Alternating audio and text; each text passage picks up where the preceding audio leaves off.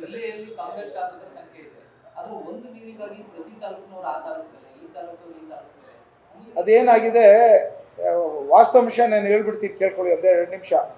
ನಾವು ಹಾಸನಿಂದ 24 TMC ಕುಡಿಗಲ್ಗೆ ತುಮಕೂರು ಜಿಲ್ಲೆಗೆ ಬರಬೇಕು. ಅದು ಇನ್ನು ಅದರ ನಂತರ ನಮ್ಮ ತಾಲೂಕುಗಳು ಹಂಚಬೇಕು.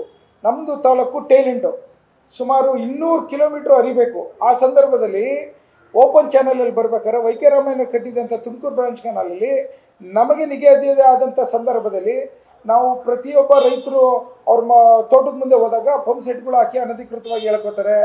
ಗೇಟ್ಗಳು 100 ಗೇಟ್ಗಳಿದೆ, ಅಲ್ಲಿ ಕ್ಲೋಸ್ ಮಾಡಿರಬೇಕು. ನಾನು ಹೋಗಿ ಫುಲ್ಲು ಇದು ನಾಲೆ ಮೇಲೆ ನಿಂತ್ಕೊಳಕ್ಕಾಗಲ್ಲ, ಪೊಲೀಸರು ಸೆಕ್ಯೂರಿಟಿ ಕೊಡೋಕ್ಕಾಗಲ್ಲ. ನಮಗೆ ನೀರು ತಲುಪಂಥದ್ದು 25 ವರ್ಷದಿಂದ 90% ನಮಗೆ ನೀರೇ ಬಂದಿಲ್ಲ. 3000 TMC ಬರಬೇಕು. ಸೊ ಅದ ಕಾರಣ ಇದನ್ನು ಅರ್ಥಕೊಂಡು DK ಸುರೇಶರು ಮತ್ತು ನಾನು ಸರ್ಕಾರಕ್ಕೆ ಮನವಿ ಮಾಡಿ, ನೀವು ಪೈಪ್ಲೈನ್ ಮೂಲಕ ನಮ್ದೇನಿದೆ ನಿಗದಿ ಅಷ್ಟನ್ನು ಕೊಟ್ಬಿಡಿ ಕುಣಿಗಲ್ಗೆ ಅಂತ ಇವತ್ತು 1000 ಕೋಟಿ ನಮಗೆ ನಿಗದಿಯಾಗಿ ಕಾಮಗಾರಿ ಶುರು ಆಗಿದೆ, ಜಾರಿ ಮಾಡಿಕೊಟ್ಟಿದ್ದಾರೆ. ಎಲ್ಲೋ ಒಂದು ಕಡೆ ಇದು ಎಲ್ಲ ರೈತರಿಗೂ ಅರ್ಥ ಆಗಿದೆ, ಎಲ್ಲ ಅಧಿಕಾರಿಗಳಿಗೂ ಅರ್ಥ ಆಗಿದೆ, ಎಲ್ಲ ರಾಜಕಾರಣಿಗಳಿಗೂ ಅರ್ಥ ಆಗಿದೆ. ಸಾಧಾರಣ ಇವತ್ತು ನಿಮಗೆ ಟೆಕ್ನಿಕಲ್ ಕಮಿಟಿ ಮೀಟಿಂಗ್ ಮಾಡಿದ್ದಾರೆ, ತಾಂತ್ರಿಕ ವರ್ಗದವರೆಲ್ಲ ಸಭೆ ಕರೆದಿದ್ದಾರೆ, ಎಲ್ಲ MLAಸ್ಗಳು ಹೇಳಿದ್ದೀವಿ. ಸೊ ಹಾಗಾಗಿ ಯಾರ್ದು ಇಲ್ಲಿ ಅಬ್ಜೆಕ್ಷನ್ಸ್ ಕಾಣಿಸ್ತಾ ಇಲ್ಲ. ಸೊ ಇದೆಲ್ಲ ಏನಕ್ಕೆ ನನಗೆ ಅವ್ರು ಪ್ರಸ್ತಾಪ ತಂದರೂ ನನಗೆ ಗೊತ್ತಾಗಿಲ್ಲ. ಆಮೇಲೆ ಇದು ಬೆದರಿಕೆ ಹಾಕಿದ್ದಾರೆ ಅಂತಂತಾರೆ. ರೀ, ಅವ್ರ ಮಂತ್ರಿ ಮಗ ರೀ, ನಾನೊಬ್ಬ ಸಾಮಾನ್ಯ ಕುಟುಂಬದಿಂದ ಬಂದಿರೋನು, ನಾನು ಅವ್ರ ಬಗ್ಗೆ ಬೆದರಿಕೆ ಹಾಕೋಕ್ಕಾಗತ್ತಾ? ನಮ್ಮ ತಾಲೂಕರು ಬೆದರಿಕೆ ಹಾಕೋಕ್ಕಾಗತ್ತಾ? ಏನೋ ರೈತರು ಫೋನ್ ಮಾಡಿ ಹೇಳಿರ್ತಾರೆ. ಇವತ್ತು ಅವರು MLC ಆಗ್ಬೇಕಾದ್ರೆ ತುಮಕೂರಿನ ಪ್ರತಿನಿಧಿಗಳು ಅವ್ರಿಗೆ ಮತ ಹಾಕಿರ್ತಾರೆ. ಮತ ಹಾಕಿರೋಂಥ ಹಿನ್ನೆಲೆಯಲ್ಲಿ ಬಂದು ತಾವು ನಮಗೂ ನ್ಯಾಯ ಒದಗಿಸ್ಕೊಡ್ಬೇಕು ಅಂತ ಸಾಮಾನ್ಯವಾಗಿ ನಾಯಕರನ್ನ ಕೇಳೋಂಥ ಪ್ರವೃತ್ತಿ.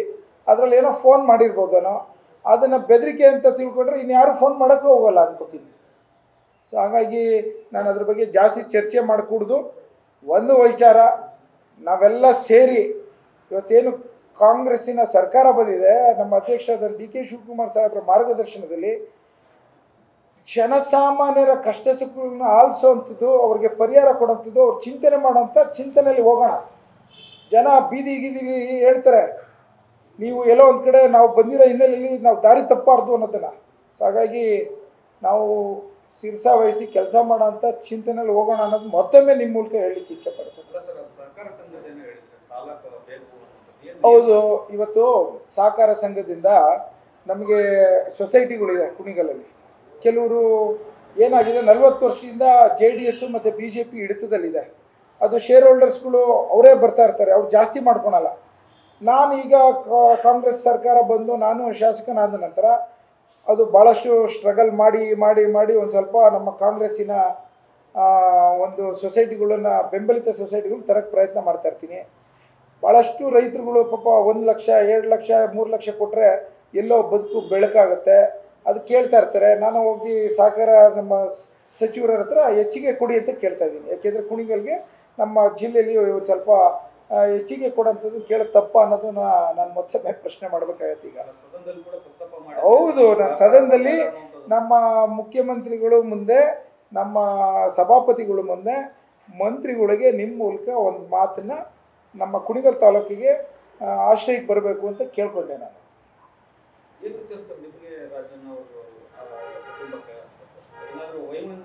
ಯಾವ ವೈಮನಸ್ಸು ಇಲ್ಲ. ನಾನು ಮೊದಲಿಂದ ಅವರ ಜೊತೆ ಸಲಿಗೆಯಲ್ಲಿ ಇದ್ದೇನೆ, ಈಗಲೂ ಸಹ ಇದ್ದೇನೆ. ನಾನು ಅವ್ರ ತಲೆಯಲ್ಲಿ ಇದೆಯೋ ಗೊತ್ತಿಲ್ಲ. ನಾನು ನನ್ನ ವಿಚಾರಗಳು ಮಾತನ್ನು ಪ್ರಸ್ತಾಪಿಸ್ತೇನೆ. ನನ್ನ ತಾಲೂಕಿನ ರೈತರಿಗೋಸ್ಕರ ನಾನು ಎಲ್ಲ ಕಡೆನೂ ನನ್ನ ಒಂದು ವಾದಗಳನ್ನು ಇಡ್ತೇನೆ. ಸೊ ಹಾಗಾಗಿ ನನ್ನ ತಲೆಯಲ್ಲಿ ನನ್ನ ಗಮನಕ್ಕೆ ಬಂದಿಲ್ಲಪ್ಪ ಏನಕ್ಕೆ ನನ್ನ ಮೇಲೆ ಅಥವಾ ಭಿನ್ನಾಭಿಪ್ರಾಯಗಳಿದೆ ಅನ್ನೋದನ್ನು ನೀವೇ ಕೇಳಬೇಕು. ನ್ಯೂಸ್ ಫಸ್ಟ್, ನಿರ್ಭೀತಿಯಿಂದ ನಿಮ್ಮ ಪರವಾಗಿ.